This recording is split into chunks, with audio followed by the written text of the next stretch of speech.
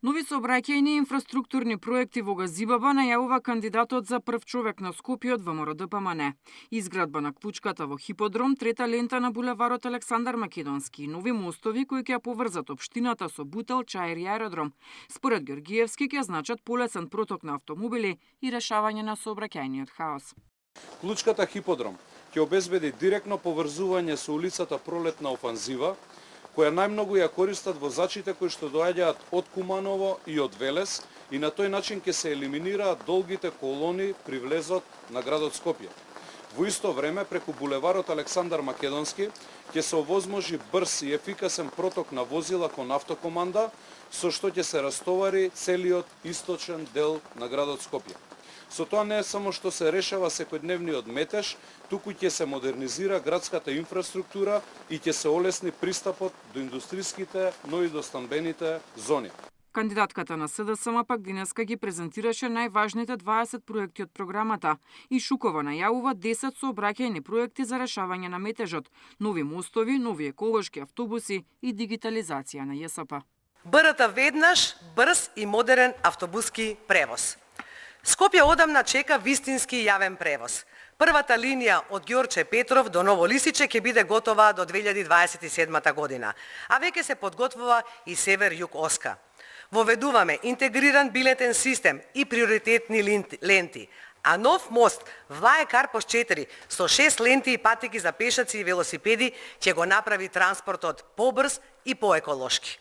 Овој проект е повеќе од автобуси. Тоа е здрава и подвижна иднина за сите нас. Целосна обнова на ЈСП. Општина Центар ќе добие нова градинка во близина на клиничкиот центар и двосменско работење на градинките до 22 часот, ветува кандидатот на СДСМ Горан Герасимовски. Со отварање на новата градинка создаваме нови можности за вработување за околу 25 воспитувачки, негователки, стручни соработници и помошен персонал. Како новина воведуваме и бесплатно двосменско работење на градинките до 22 часот, за да им излеземе во пресрет на родителите и да обезбедиме поголема поддршка за семејствата. Се грижиме за најмалите, за родителите, за центар што го сакаме. Кандидатот на ВМРО ДПМН за градоначалник на Ѓорче Петров пак најавува изградба на пензионерски дом со капацитет до 80 станари. Пензионерскиот дом ќе биде веднаш зад мене, на локација на поранешното Борово. Овој пензионерски дом ќе биде со површина од 1800 метри квадратни и ќе може да прими од 60 до 80 станари.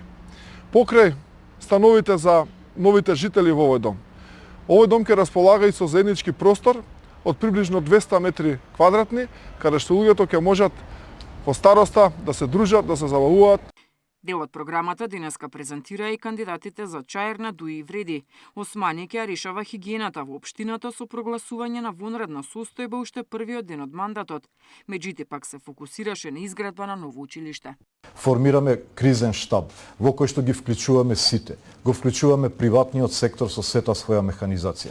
Ги вклучуваме училиштата, ги вклучуваме верските заедници, ги вклучуваме невладините организации, групи на граѓани и почнуваме масовна акција за чистење на секој сантиметар квадратен од Чаир. И рачно и со механизација. Е формирање во првите 60 дена на комунално предпријатие за чист Чаир. Изградба на новото модерно училиште во Тенече Мало, кое што и во деталниот план има форма на В и идејата да се нарекува Викторија. Ова инвестиција ќе им ги отвори вратите на знаењето на околу 1300 ученици во објектот со површина од 4700 квадратни метри со 54 ученици, 8 кабинети и 2 лаборатории. Политичките партии денеска ги продолжуваат предизборните активности. ВМРО ДПМН со митинзи во Карбинци, Чешиново, Блешево, Зрновци и Виница, додека СДСМ програмата ќе ја промовира во Киселоводо и аеродром. Деспина Тодоровска, Сител телевизија.